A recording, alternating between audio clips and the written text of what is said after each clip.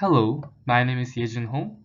I'm a medical student at the University of Calgary, and our team is here to explain age-related macular degeneration, or AMD for short. This presentation is also intended to draw a connection between ophthalmology and geriatrics. So let's dive right in. People often say that the eyes are a window to the soul, and it is also true that by observing the eyes, you can spot a lot of signs of systemic medical conditions. Unfortunately, as the body ages, its ability to maintain homeostasis also diminishes, and there are a degree of deterioration in various degrees of the bodily tissue. The eyes are not an exception to that. They also undergo changes that is normal for aging. So let's go through them one by one. First of all, the muscles surrounding the eyes atrophies.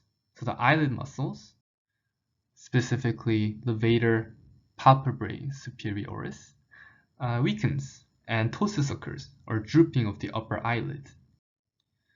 Because the body powering the eyelids and keeping it open has decreased in strength, entropion, or inward turning of the eyelashes, can also happen. The general tone and the integrity of the eyelid skin, as well as the tendon underneath holding the shape together, also tends to become loose, and that exacerbates the appearance of ptosis. The eye itself, when you're trying to look left, right, up, or down, may be restricted in its movement, and senior population may have to use more of the head turns to accommodate where they want to look. The conjunctiva, which is a layer overlying the sclera, is also thinned, and the sclera itself, which is that white part of the eyes that you see, increases in its transparency. Therefore, you'll see more bluish color in the sclera rather than its usual white. The lacrimal gland, as the body ages, gets tired and is not as efficient in producing tears, and therefore dry eyes may be common in senior population as well. Overall, eyes may appear sunken in, and this presentation is called enophthalmos because of the fat shrinkage within the orbits of the aged population. The fat usually insulates the eyes and cushions it from potential trauma and impact, but it does shrink over time. Moving on to the anterior segment of the eyes, you may be able to see the white ring at the limbus, or the border between cornea and the sclera. This is called arcus senilis, and it's a benign sign observed in aged population. The retina also has decreased number of photoreceptors available, and resulting in decreased density and also diminished contrast sensitivity. Maybe it's because of this that the pupil response to light is lessened. Finally, vitreous, or the gel within the body of the globe, shrinks over time. As we age, this is a natural phenomenon that is noted.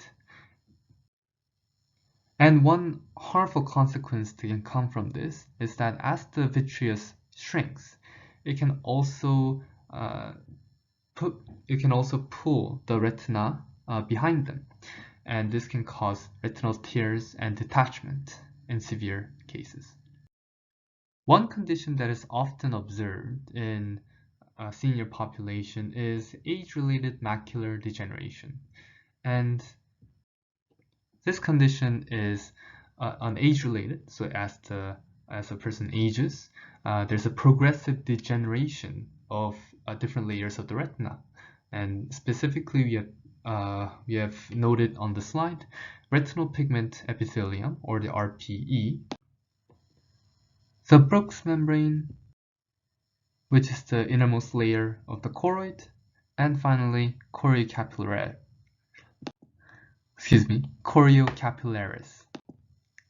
which is a layer of capillary system immediately adjacent to Bruch's membrane.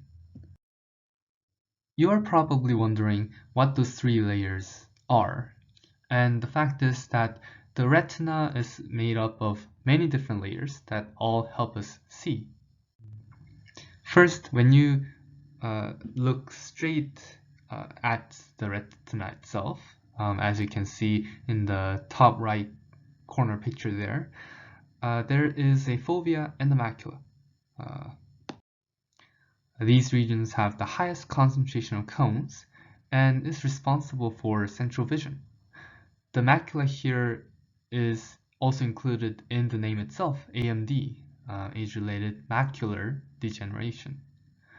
On the nasal side of the retina, there's the optic disc, which is a point of exit for the ganglion cell axons. Light rays that converge to this site, ironically, you wouldn't be able to see. It is often called a blind spot.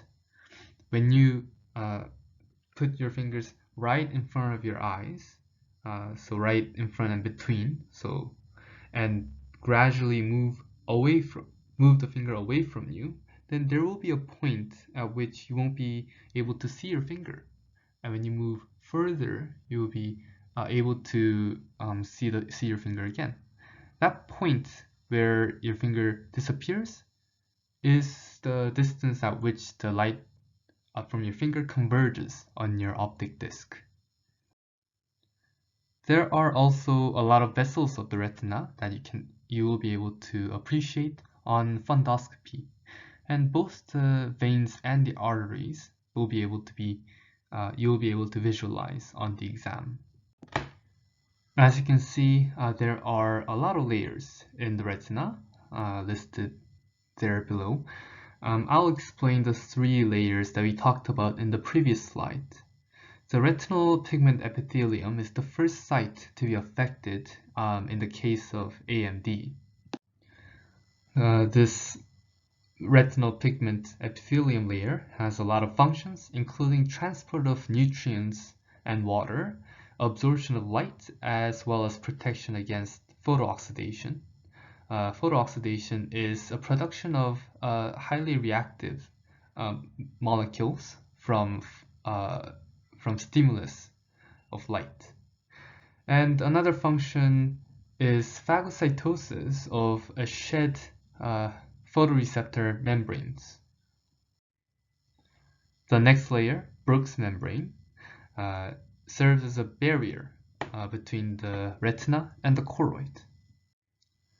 Lastly, the choriocapillaris is a series of capillary network that nourishes the photoreceptors, the cones and the rods, and also gets rid of waste. And here are more helpful diagrams to help you understand and orient you to the anatomy of the eye. Feel free to pause the video and have a better look.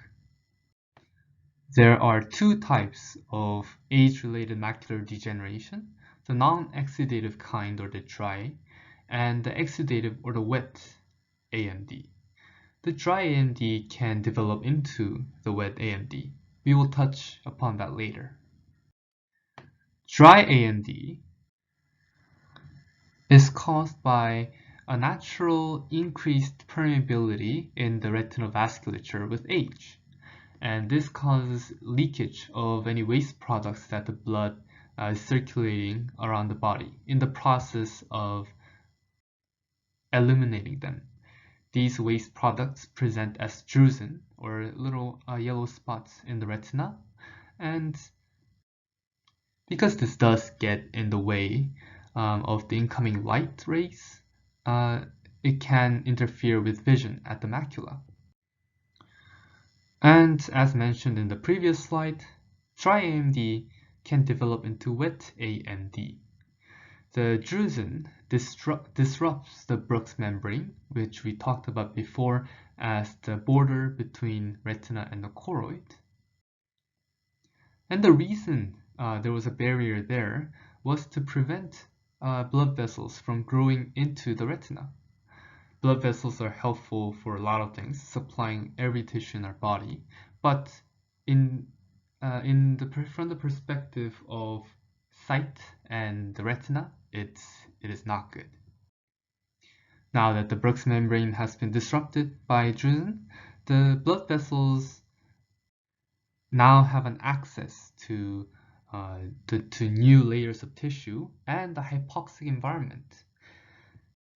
That is the interior of the eye.